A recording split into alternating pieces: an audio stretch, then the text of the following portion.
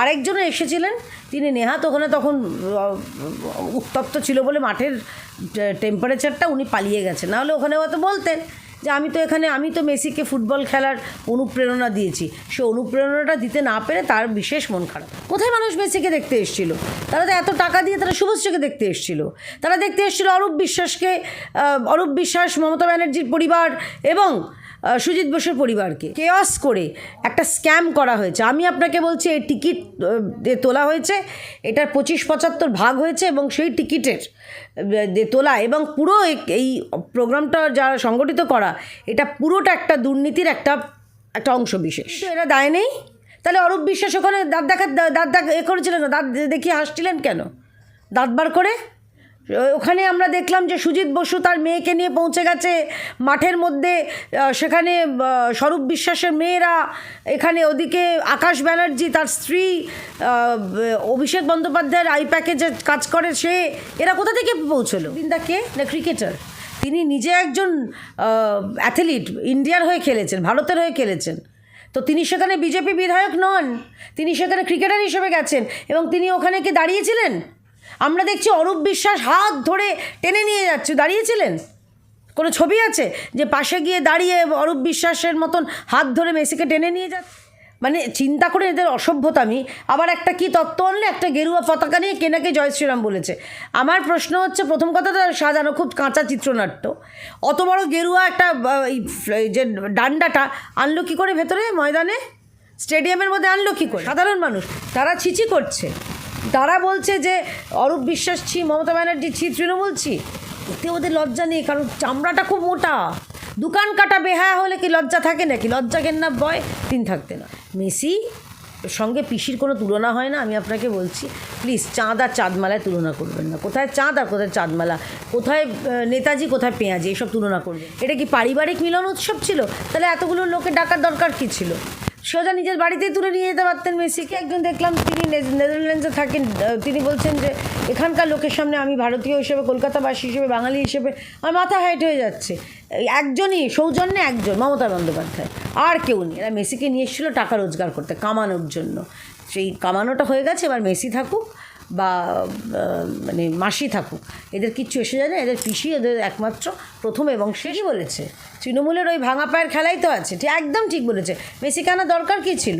মদন মিত্র গিয়ে ওলাভলি বলে দিয়ে আসতে পারতো, ওখানে তো খেলা হয়েছে। দিদি বলছি, 13 তারিখ শনিবার সল্টলেক স্টেডিয়ামে মেসি ভক্তরা সবাই মেসিকে দেখার জন্য ভিড় জমিয়েছিল, কিন্তু অবশেষে তাদের সৌভাগ্য হলো না মেসিকে দেখার। আর গোটা বিষয়টা যে বিশৃঙ্খলা সৃষ্টি হলো, এই ঘটনাতে আপনি কাকে দায়ী বলে মনে করবেন? ওমা, মানুষ এত টাকা দিয়ে মেসিকে দেখতে আসেনি তো। শুভশ্রীর নাচ আর অরূপ বিশ্বাস আর সুজিত বসুকে দেখতে এসেছিল। আপনারা তো ভুল প্রশ্ন করছেন। কোথায় মানুষ মেসিকে দেখতে এসেছিল? তারা তো এত টাকা দিয়ে তারা শুভশ্রীকে দেখতে এসেছিল। তারা দেখতে এসেছিল অরূপ বিশ্বাসকে, অরূপ বিশ্বাস, মমতা ব্যানার্জির পরিবার এবং সুজিত বসুর পরিবারকে।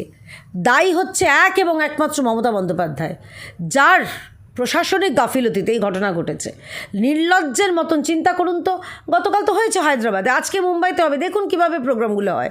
এদের দেখে শেখা উচিত যে কিভাবে এই রাজ্যে কেয়াস করে একটা স্ক্যাম করা হয়েছে। আমি আপনাকে বলছি, এই টিকিট তোলা হয়েছে, এটার 25-75 ভাগ হয়েছে এবং সেই টিকিটের তোলা এবং পুরো এই প্রোগ্রামটা যারা সংগঠিত করা, এটা পুরোটা একটা দুর্নীতির একটা অংশ বিশেষ। তৃণমূল কংগ্রেস তো দাবি করছে গোটাটাই ম্যানেজমেন্টের দোষ। তো ম্যানেজমেন্টটা কারা করেছিল? ওই যে যার কথা বলা হচ্ছে শতদ্রু দত্ত প্রশাসনের পারমিশন নেয়নি, পুলিশ পারমিশন নেয়নি, পুলিশ ছিল না, পুলিশের দায় নেই, প্রশাসনের দায় নেই। এরকম ইন্টারন্যাশনাল একজন তারকা আসছেন, সারা বিশ্বের মানে বন্দিত বহু মানুষ তাকে ঈশ্বর ভাবেন, ফুটবলার যারা ভালোবাসেন। আমিও নিজে মেসির খুব ভক্ত, রোনাল্ডোর ভক্ত, যারা ফুটবল অতটা না বুঝলেও। কিন্তু এরা দায় নেই। তাহলে অরূপ বিশ্বাস ওখানে দাঁত করেছিলেন, দাঁত দেখিয়ে হাসছিলেন কেন? দাঁত বার করে ওখানে আমরা দেখলাম যে সুজিত বসু তার মেয়েকে নিয়ে পৌঁছে গেছে মাঠের মধ্যে, সেখানে স্বরূপ বিশ্বাসের মেয়েরা, এখানে ওদিকে আকাশ ব্যানার্জি তার স্ত্রী, অভিষেক বন্দ্যোপাধ্যায়ের আই প্যাকেজে কাজ করে সে, এরা কোথা থেকে পৌঁছলো? আবার কিছু জায়গায় দেখতে পাচ্ছি তৃণমূলের ওই 2 পয়সার কিছু মুখপাত্র, তারাও পৌঁছে গেছিলো, আবার পরে বড়াই করে বলেছে গেছি, বেশ করেছি। লজ্জা করে না এদের? আসলে বিষয়টা হচ্ছে যে এরা তৃণমূল কংগ্রেস সব কিছুই ভাবে নিজেদের মতন। আরেকজনও এসেছিলেন, তিনি নেহাত ওখানে তখন উত্তপ্ত ছিল বলে মাঠের টেম্পারেচারটা উনি পালিয়ে গেছেন, নাহলে ওখানে হয়তো বলতেন যে আমি তো মেসিকে ফুটবল খেলার অনুপ্রেরণা দিয়েছি। সে অনুপ্রেরণাটা দিতে না পেরে তার বিশেষ মন খারাপ হয়েছে। যখনই অরূপ বিশ্বাস বা সুজিত বসুর কথা উঠছে তখনই তৃণমূলের বিভিন্ন নেতা নেত্রীরা বলছেন সেখানে নাকি অশোক দিন্দাও উপস্থিত ছিলেন, যেমনটা ছবিতে দেখা গেছে। তারও তো পরিবার ছিল, তাকে নিয়ে কেন কথা অত বড় নির্লজ্জ বেহায়া চিন্তা করো। অশোক দিন্দা কে? না ক্রিকেটার। তিনি নিজে একজন অ্যাথলিট, ইন্ডিয়ার হয়ে খেলেছেন, ভারতের হয়ে খেলেছেন। তো তিনি সেখানে বিজেপি বিধায়ক নন, তিনি সেখানে ক্রিকেটার হিসেবে গেছেন এবং তিনি ওখানে কি দাঁড়িয়েছিলেন? আমরা দেখছি অরূপ বিশ্বাস হাত ধরে টেনে নিয়ে যাচ্ছে, দাঁড়িয়েছিলেন? কোনো ছবি আছে যে পাশে গিয়ে দাঁড়িয়ে অরূপ বিশ্বাসের মতন হাত ধরে মেসিকে টেনে নিয়ে যাচ্ছে? মানে চিন্তা করে এদের অসভ্যতামি। আবার একটা কি তত্ত্ব আনলে, একটা গেরুয়া পতাকা নিয়ে কেনাকে জয় শ্রীরাম বলেছে। আমার প্রশ্ন হচ্ছে, প্রথম কথা তো সাজানো খুব কাঁচা চিত্রনাট্য। অত বড় গেরুয়া একটা যে ডান্ডাটা আনলো কী করে ভেতরে ময়দানে, স্টেডিয়ামের মধ্যে আনলো কী করে? তার মানে এটা পুরোপুরি প্রি প্ল্যান্ড। ঠিক যেরকম সুকান্ত মজুমদারের গাড়ির ওপরে, গাড়ির সামনে যারা বিক্ষোভ দেখানো হয়েছিল তাদেরকে গেরুয়া উত্তরীয় আর মাথায় টিকা লাগিয়ে দিয়ে বলা হয়েছিল, পরে দেখা গেলো ওরা সব তৃণমূলের সব ব্লক নেতা, কেউ বুথের নেতা, এইসব। এই চিত্রনাট্যটা কাঁচা।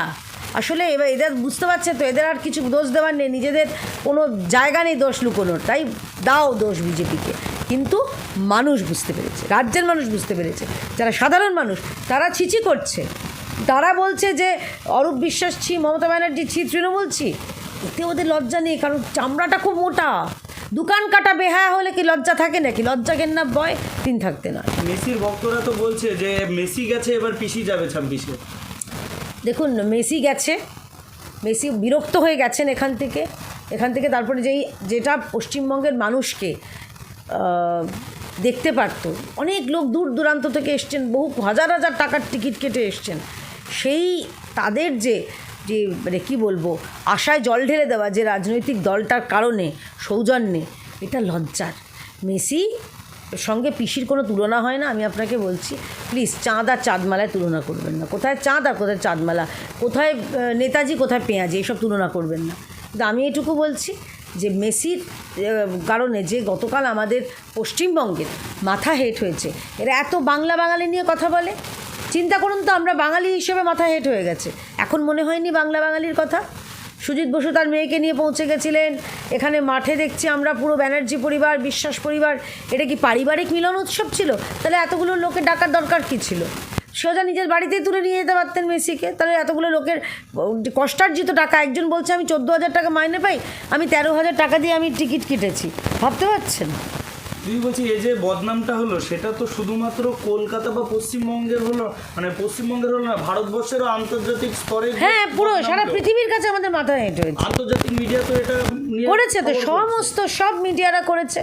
আজকে একজন দেখলাম, তিনি নেদারল্যান্ডসে থাকেন, তিনি বলছেন যে এখানকার লোকের সামনে আমি ভারতীয় হিসেবে, কলকাতাবাসী হিসেবে, বাঙালি হিসেবে আমার মাথা হেঁট হয়ে যাচ্ছে।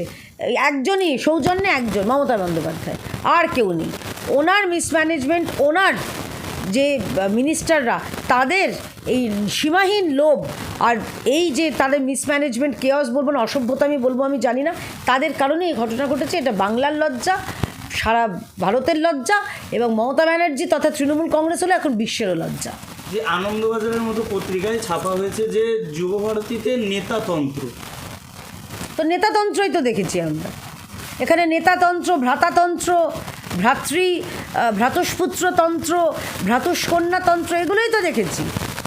তো এটা সব জায়গায় আছে। আজকে সারা বিশ্ব দেখলো। আজকে যারা তাও তৃণমূলের প্রতি যাদের দয়া মায়া মমতা থাকে, তারা দেখলো আজকে যে একটা রাজনৈতিক দলকে অসভ্যতামি করতে পারে, এবং সেই অসভ্যতামির কারণে, তাদের কারণে সারা বাংলার মাথা হেট হয়েছে, পশ্চিমবঙ্গের মাথা হেট হয়েছে, বাঙালির মাথা হেট হয়েছে, ভারতের মাথা হেট হয়েছে, সৌজন্যে একটা চোরেদের দল। বলছি দিদি, আমার শেষ প্রশ্ন, যে মদন মিত্র বলছেন মেসি আর কি খেলবে, তৃণমূল ঠিক খেলে দেবে। হ্যাঁ, ঠিকই বলেছে। তৃণমূলের ওই ভাঙা পায়ের খেলাই তো আছে, ঠিক একদম ঠিক বলেছে। মেসি কেনার দরকার কী ছিল? মদন মিত্র গিয়ে ও লাভলি বলে দিয়ে আসতে পারতো। ওখানে তো খেলা হয়েছে, ওখানে খেলা হয়েছে মানুষের ইমোশনের সঙ্গে, মানুষের টাকার সঙ্গে। উনি মদন মিত্র জানি না কী সেন্সে বলেছেন, ঠিকই বলেছেন, খেলাই হয়েছে ওখানে।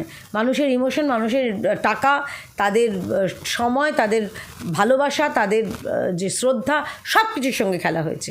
আসলে এদের কাছে মানুষের ইমোশন, এদের কাছে মেসি ফেসি কোনো ব্যাপারই নয়। এরা মেসিকে নিয়ে এসেছিলো টাকা রোজগার করতে, কামানোর জন্য। সেই কামানোটা হয়ে গেছে, এবার মেসি থাকুক বা মানে মাসি থাকুক, এদের কিচ্ছু এসে যায় না। এদের পিসি এদের একমাত্র প্রথম এবং শেষ, সেই পিসি যাবে 2026 নির্বাচনে।